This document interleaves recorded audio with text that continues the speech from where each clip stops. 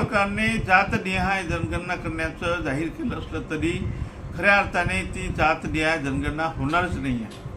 कारण जो फॉर्मॅट दिलेला आहे कॉलम 10 मध्ये SC ST बद्दल विचारलेला आहे, त्याच्यामध्ये OBC बद्दल काही विचारलेलं नाही, EWS बद्दल विचारलेलं नाही.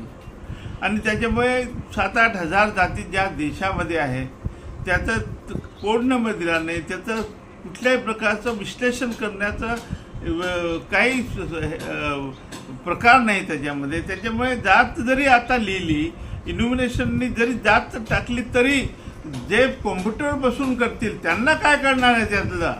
आणि त्यामुळे खऱ्या अर्थाने जातीगत गणना होणार नाही. 2011 साली काँग्रेसनी अशीच फसवणूक केली होती, तीच फसवणूक सरकार याही वेळेस करत आहे. आणि त्यामुळे खऱ्या अर्थाने जातीची आखणी तुम्हाला मिळणार.